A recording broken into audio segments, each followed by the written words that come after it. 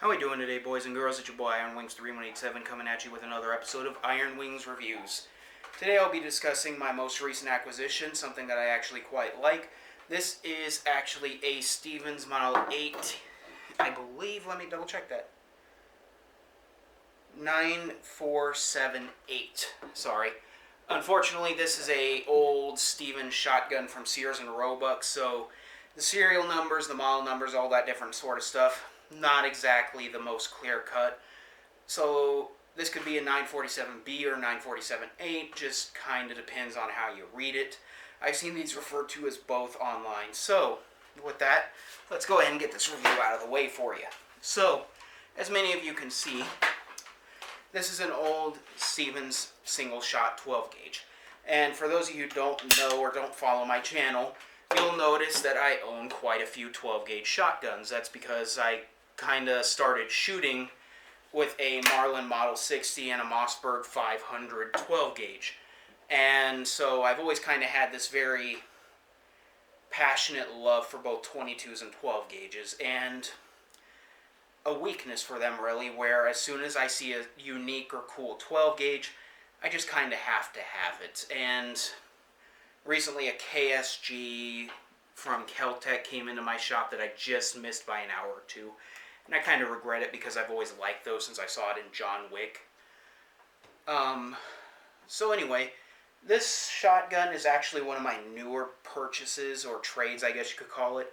I had an old 1893-ish 7mm Mauser that I was going to review for the channel, but I never really quite got around to it because I couldn't find the ammo for it, and I couldn't reload it because I didn't have the proper projectiles. Even now, finding, like, I can't even remember the name, I think it's 275 diameter projectiles, is a bit finicky in most gun shops. You might be able to find it, but not really, especially in the right weight grain you want. So,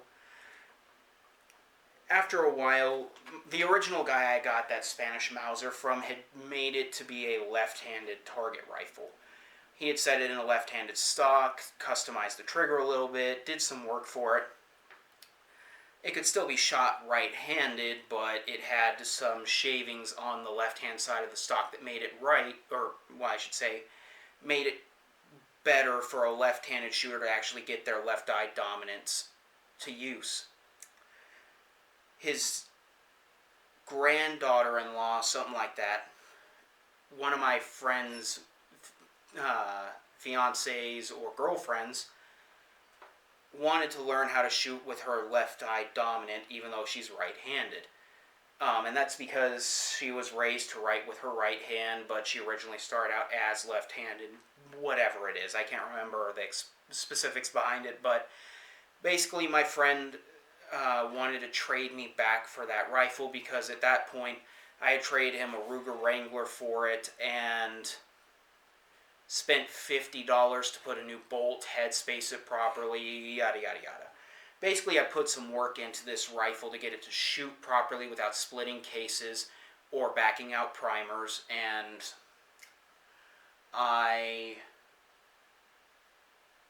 didn't really want to give it up because I have another weakness for Mausers too. I really do like Mauser actions, but I also recognize that I'm not left-handed, the ammo's a bitch to find, so why not give it to someone who is a little bit more experienced, lives in a more populated area down in, like, Rancho Cucamonga's area, who's going to be able to easier find the right bullets for reloading, primers, all that sort of stuff, because where I'm at, I'm about an hour and a half away from my nearest, hour and a half to 2 hours away from my nearest Bass Pro Shop. Because of that, I can't find a lot of primers, and I can't find things, whereas she's only about a 15 to 20 minute drive away from a Bass Pro Shop, a Turner's Outdoors, and a Sportsman's Warehouse. So I told him, okay, what do you have to trade? And he brought out two guns for me. He brought out this and an old ratty Remington 550, I think is the model. A semi-auto 22 that predated the Speedmaster by a couple of years. It was kind of the prototype to it, and it was based off the old, like, 512, 511, 510, 513s. The old, like, the master line of Remington 22 rifles. So it was ratty. It was rusted out. It had the name ground off of it for some reason. The stock was cut about a foot shorter than it originally was, to where it was basically someone had cut it for like their grandkid or their young kid to shoot it and left the buttstock off of it entirely. So there was going to be a lot of work I would have had to put into that gun, and as much as I love 22s, that was just beyond my time and skill for a restoration, which it deserved because those are just neat little rifles. But he also brought this out, and I knew what this was. These old single shots are notorious for being basically Kmart blue light specials, where if you went into the sporting goods section, they'd have these all the time, these cheap, manufactured, lower quality shotguns, because shotguns don't have to be of the highest production quality. But I was intrigued because I had not seen one of these old single shots with a case-hardened receiver and hammer before. And at the same time, it has this weird plastic trigger guard and barrel release mechanism. So I decided on this one because I thought it was actually fairly interesting, and I thought it would make a good little shooter. I get it home, I clean out the bore, and it was pretty dirty when I got it. And the thing is mirror bright in the bore. The finish is, I'd probably have to say, 90 to 99%, with only one spot of rust that has been previously addressed and cold blued up towards the muzzle. This is also a full choke rifle, or a full choke barrel.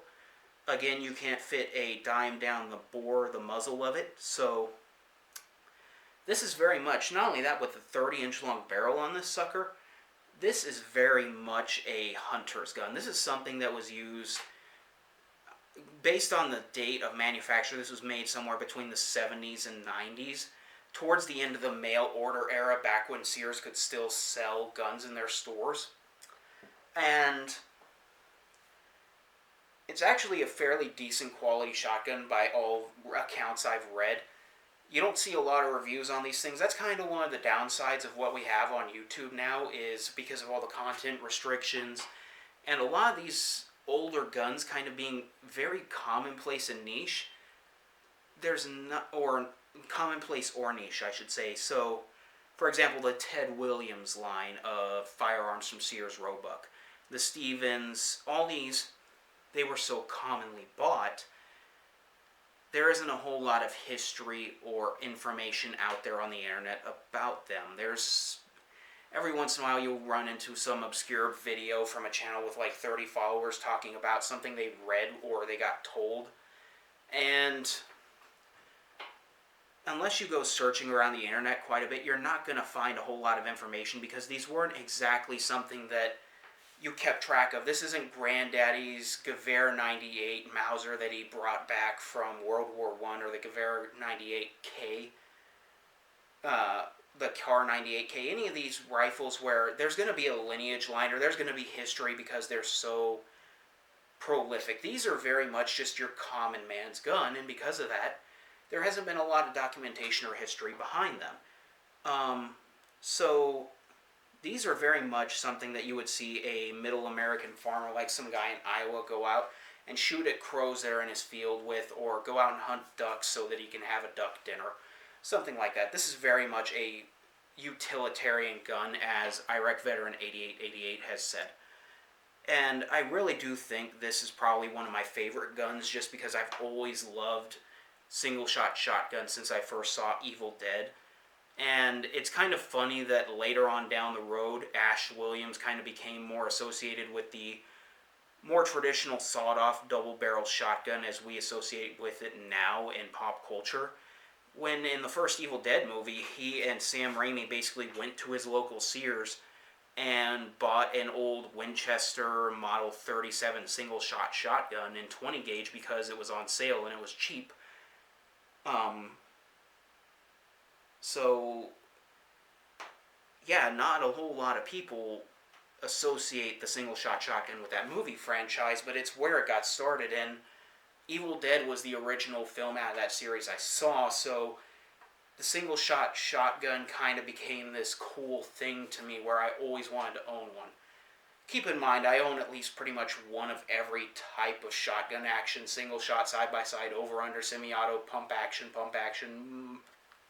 About the only one I don't own is a lever action, and that's just because I'm not going to buy one of these cheapy Turkish-made ones in like 410 or 20 gauge. I'm going to go all the way, and I'm going to get like a Taylor & Co. 1887 full-size reproduction. So, are there really any flaws with this shotgun that I can talk about? Yes, but not really any that you wouldn't expect from something that basically cost less than $100 in modern money back then. You're talking about a shotgun I think you could mail order for like 20 bucks out of a catalog back in the day. So the fit isn't the best. You can get your finger on the stock wood. There's not a lot of gaps in it, though, I will say that. The action is extremely tight. It's not off the face at all, despite the fact that people probably have put God knows how many overpowered or weird slug loads through this sucker.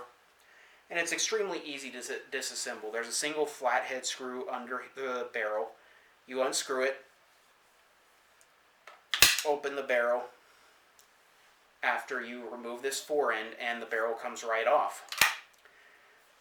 I also quite like this shotgun because it predates many of our modern safety issues that we see today. So, if Rossi were to come out and reproduce this shotgun today, or the modern Stevens or Savage companies, it would have a Clinton safety on it, without a doubt in my mind. What I mean by that is there would be a crossbolt safety or a Mossberg 500 style thumb safety, maybe even just a safety switch on the side like you see on the old Rossi Toughies and H&R Partners. But I have no doubt in my mind there would be a Clinton safety on this instead of the half cock you see here, which if you pull the trigger on, will lower the hammer, decock it, but it doesn't give you enough force to actually send that firing pin forward into the chamber. For that, you have to cock it all the way back. Okay, just ding the buttstock there. No biggie. So, let's talk about the trigger pull on this sucker. Now, most shotguns that you see for out in the field will have a fairly light trigger pull, but not too light, because it tends to lend you to a little bit better momentum and swing, so you have to actually put some weight into pulling that trigger. At least that's what I like out of my hunting shotguns. It means you have to try and take your time and aim instead of just, if you have a hair trigger, you aim and with that momentum it pulls the trigger, and all of a sudden you miss your shot because that hair trigger shooting it off before you wanted to. At the same time, it could cause trouble because if a trigger is too heavy, it won't go off right when you hit that sweet spot in your swing because you have to pull so hard. And this one is a fairly hefty trigger pull. I'd say that's probably about 10 to 12 pounds. Something in there. It's extremely heavy, but it's extremely crisp. There's not a lot of take-up. There's not a lot of mush. It just snaps. So, if you can find one of these shotguns in good condition, would I recommend you buy it? If it's for a decent price. Usually you can find these sub $100 even today in most pawn shops across the South.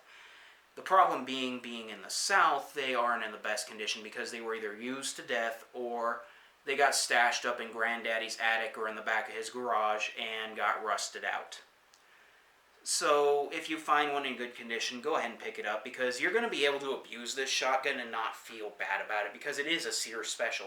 This is by no means a high-end sporting shotgun like a Beretta, a Satori, anything like that. This is as utilitarian as they come.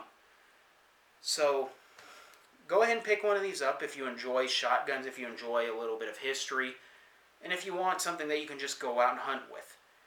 Otherwise, there's not really a whole lot to say about it because single-shot shotguns are just so reliable and simple. So, other than that, I hope you enjoyed the video today and this short little discussion about this gun. I quite enjoy it. I hope you enjoyed the video, and if you did, go ahead and hit that like button, subscribe down below, leave a comment what you think. This has been Iron Wings 3187, signing off.